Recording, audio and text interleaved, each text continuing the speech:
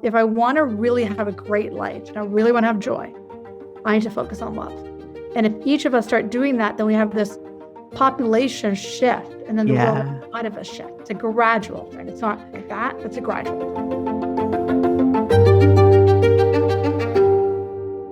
Hello, everyone, and welcome back. This is the Oracle on Purpose podcast. I'm your host, Leah Dunlap, and today I'm here with Dr. Divi Chandna.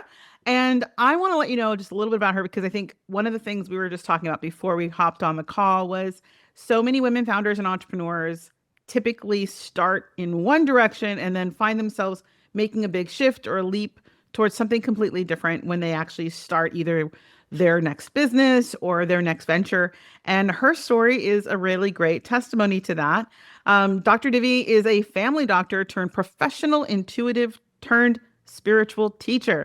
So many changes along the way there. She helps people heal their relationships with themselves so that they can thrive. And all of our pain comes from the inside. So Dr. Divi uses her deep intuitive gifts to help others live in their magic.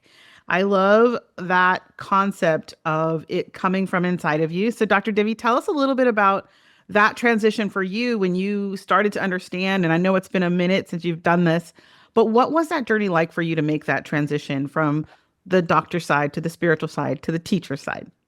Bumpy is a good word for it. Mostly because I didn't believe that I could. I mean, if I looked at one reason, it would be a belief. And so I teach people how to do what I do for work, and I'm a huge believer in overlapping. So if you have a job at Starbucks, keep the job at Starbucks so that you can pay your bills and create your new business, right? And that calms down the fight or flight or freeze in you, and there's not a ton of pressure on the new thing. So how was it for me? It was bumpy, but at the same time, it was such a pull. Like it was like I couldn't not do it, if that made sense. Yeah, like absolutely. Yeah. Where I graduated medical school quite young, dropped to my knees, and knew it wasn't for me after a few years. Asked what's next and kind of got taken onto this path years later. So I knew I was meant to do this, but it was bumpy because I'd spent 25 years trying to become a doctor, right? So it's like, it's like your whole life. You're like, okay, this is what I'm going to do, right? And so it's getting that. It doesn't matter how long it is or short it is. If you're pulled, trust that pull. Yes. And don't go up a bit so your brain isn't freaking out, and just keep putting momentum on your new thing. Yeah. Well, and I like what you said in the beginning there too, like for the idea and the concept of like people feeling as if they've invested, right? Like you said, so much in one direction.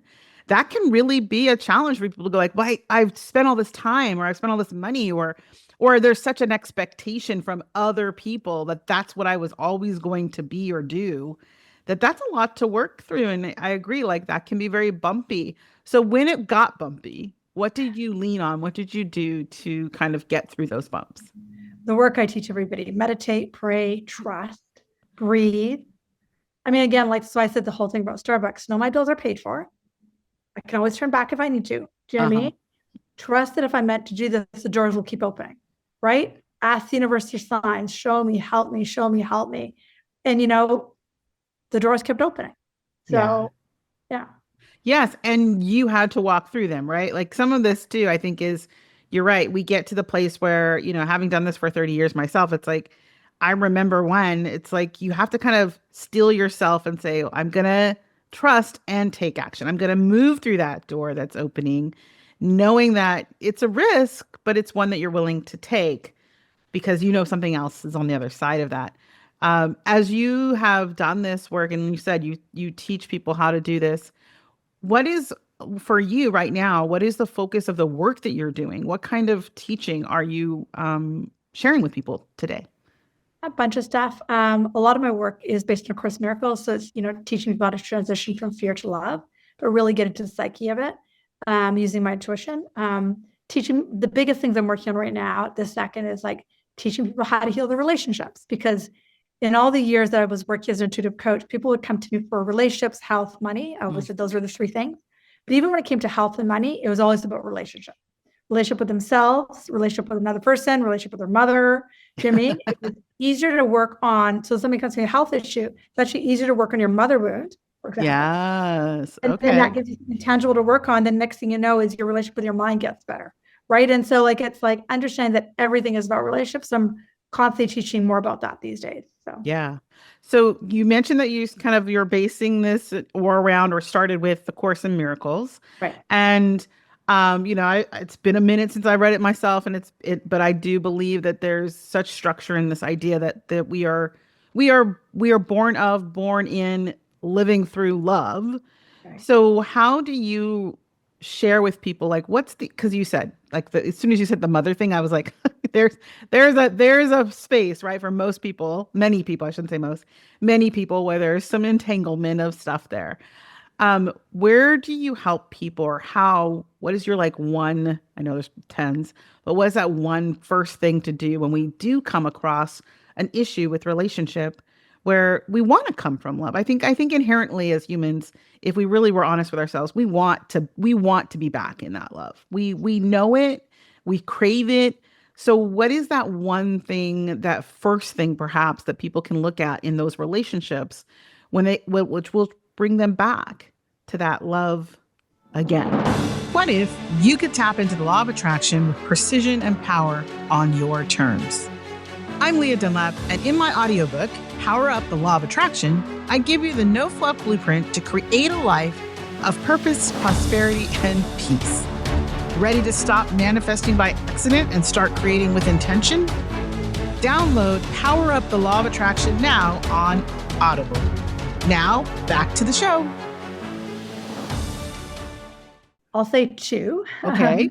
So I call it pulling the thread, looking at the thought form that isn't of love. So this person is out to get me. This person made me feel less. This person, da, da, da, da, da. So pulling that thread, what is the thought form? Keep pulling that thread with the thought form. Okay, they're not enough. They're not providing for me. They didn't give me love. What is that? Right? Really pulling that thought form. And then seeing that it's some sort of projection of a story that you've got in you that you're putting on this person. Right? And then taking it to spirit and forgiving it. Those are the three big steps. Right? Because it's identifying that if you really believe you are love, you really believe that this is true core of who you are, then this trauma wound that's saying you're not enough needs to be forgiven. And you're putting that not enough on your partner, on your kid, on work, on society, on the president. It's like, okay, let me just pull that thread back.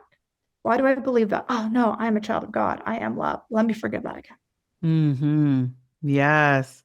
And as this child of God and as this loving source, there's that other piece I think that people get tangled on. At least that's my experience as well.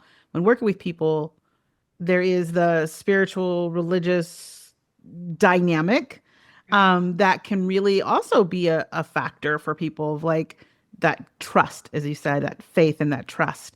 So as we look at that, and as you help people with that, what is a highlight for them to understand? Like, I'm just hearing from, oh, by the way, as we're talking through this, like, this idea, this concept of how do we help those who are disconnected, right, from their spiritual, religious, for whatever reasons. For sure. How do we help them reconnect? What's your guidance to reconnect to that? A couple of things. First, I spent some time journaling. What is their belief right now? For a lot of people, they have belief that, God is judgmental. God is this. God is that, which I respect. God is a man. God wouldn't have cared in this world. They really have to pull those threads, right? And then, get them to do things like walk in nature. If they're dog or cat people, pet those dogs and cats, and find that place of just, like, peace that they find when they walk in nature, ease they find when they pet their animal, and label that as this connection to spirit. Mm-hmm. And then here's your fears, like, God is judgmental. That's the ego's projection. And then over here is this love that I can feel from my animal that has no end. Those are opposites. Wow, crazy. This is real. This is not real. Uh-huh. First talk starts with these three lines. Nothing real can be threatened. Nothing unreal exists. Therein lies the peace of God. So if I want to really have a great life and I really want to have joy, I need to focus on love. And if each of us start doing that, then we have this population shift, and then the world outside of us shifts. Right. Well, we're seeing shifts. So Absolutely. It's a gradual thing. It's not like that, but it's a gradual thing. Yeah. And I think it's kind of like, the water on the stone, right? It's that kind of, over time, we get to maybe even not recognize, but soon look around and see that shift has happened. And because it's happened, then the people that are around us, I like to say, like, we think about, like, you shift inside of yourself and automatically and inevitably others will shift around you. Right? It's so true because we are not islands, right? We're one of one form. We're one with the ocean that is, we're the drops of the ocean, we're the ocean itself. And so we change as we go through that process. Do you feel now, as kind of going back to the idea of the journey of moving into this new role and the way that you're showing up in the world and the work you're doing, do you feel that there was always clues for you? I like to ask people this big question because I think it's important for people to recognize, like, if you have that hindsight, that 2020 hindsight, can you look back and see for yourself, Divi, where, oh yeah, I was always coming here. And what might have those signs been for you? Totally can see that. As a child, because that's where I start from. As a child, I remember feeling a connection to something much bigger. It was also an escape valve from dealing with, like, my family of origin. My parents are immigrants, very strict family of origin. I felt or perceived bullying from my siblings. I'm not saying they did. I'm just saying that it was my perception. So my way out of dealing with this strict family, bullying from my siblings, was to plug into the habits. Just like escape this reality. I knew I was supposed to be a doctor because all four of my siblings were all doctors of some sort. So I knew that there was not a choice. So I didn't even question, is this something right? But this is something that I always seem to have gone back to, is this plugging into source, plugging into spirit. Even when I was like dying in medical school, going, not so much why am I here, but when's this going to end? I'd plug into source, like I'd plug into spirit, like, okay, it's not that bad, just a couple of years, right, or whatever. So yeah. That's great. Yeah, I remember when I told somebody once, like, I used to lay in the trees in my parents' yard. That was like, I would go and lay, like, literally like a leopard, laying on the branches of a trees and just like looking at the waves of the leaves moving and no, like you said, like there's that sense, like you feel it, right? You energetically feel it, but there's a sense, like you said, there's a sense and knowing that you are tapping into something bigger, that there is something else there. So I love that. And I want to share that and highlight that for people who are watching, like, where is that for you? Because if you're not feeling connected to what other people perceive or tell you is spiritual or religious, I agree with Divi that there's probably signs that you do know what that source feels like to you. Right. Yeah. It's and I think as well, like you're saying, it's such an intimate and personal journey that sometimes we, as a whole, as a society, we want to like find a box. What box do I fit in? Right. So as you've moved your box, and as I also appreciate your saying, like, having grown up in a family where perhaps what you're doing now, how is your family with what you're doing now? That's a good question. Let's ask that question. I don't actually tell them. I mean, I live on the West Coast. My parents live in Ontario. So they're also, my mom just turned 90 yesterday. So like there's an age gap there, right? Right. I moved into this business about 16 years ago. I tried to tell them and they weren't happy. So I kind of, like, they just sort of said, don't do that. I was like, I know better, right? And I was also living out West, married, had a kid. Like, like I was in a different place in my life, right? So it's not like I lie, but at the same time, it's not like they want to hear what I'm up to. So that's fine. That's also the dynamics, though, of my family. Right. I don't expect them to approve of me now, which I did before. Right. So it's a different dynamic now.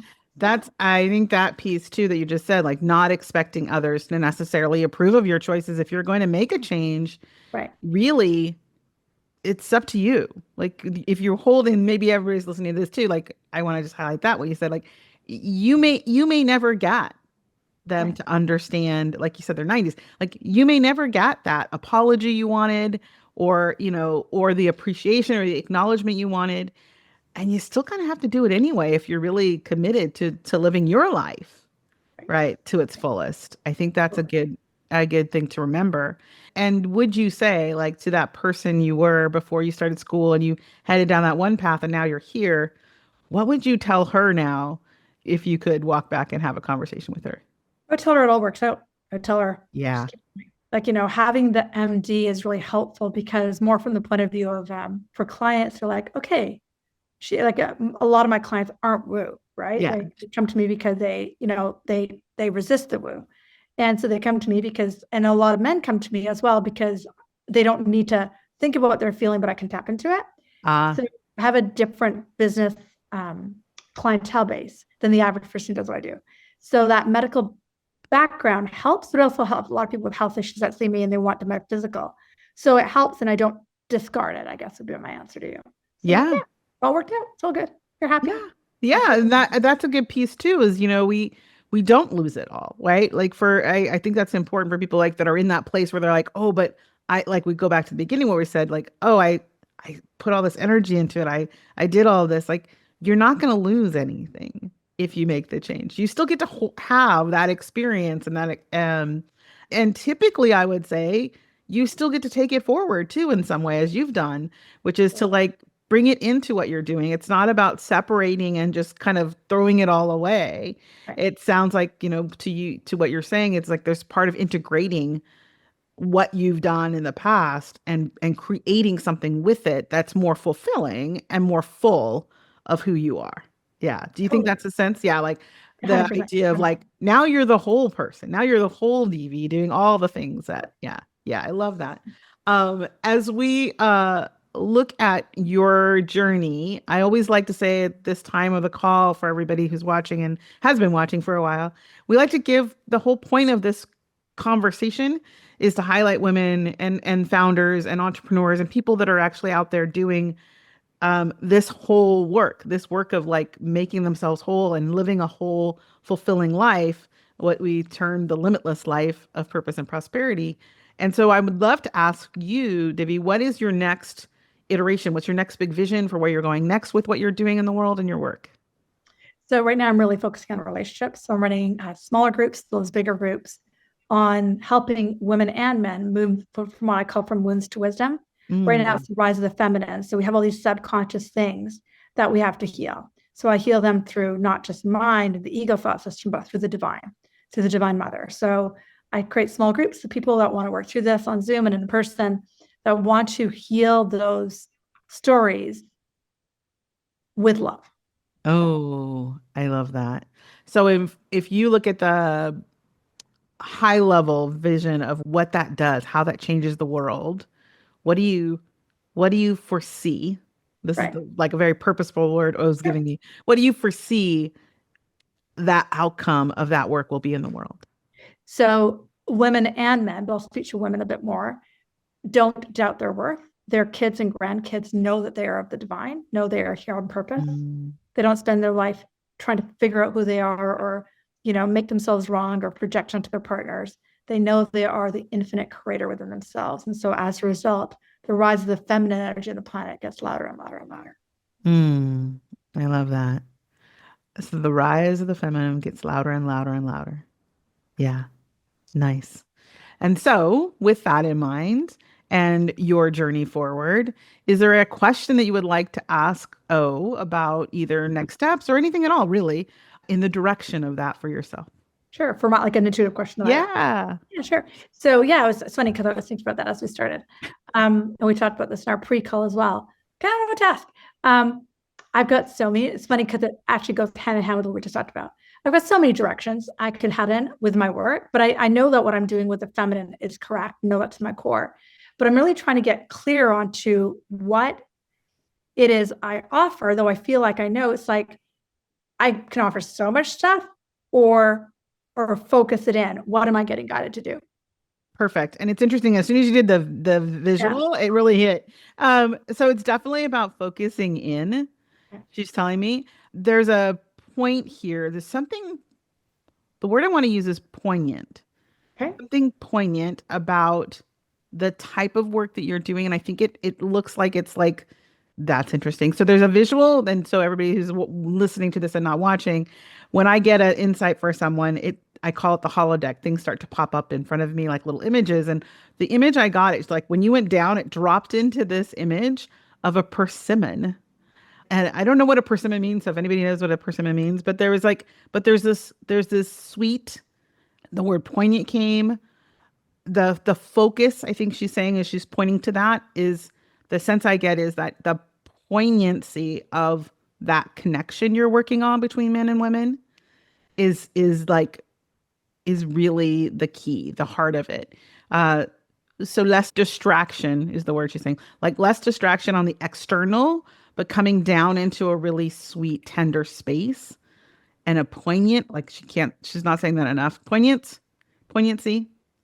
And this, I don't know what the image of persimmon might mean to you or maybe your family, or maybe there's something in there, but it's this, and I'm pretty sure it's persimmon. It's a little orangey fruit with a little green on top. So I'm pretty sure that's it. It's not an orange, so it's probably persimmon.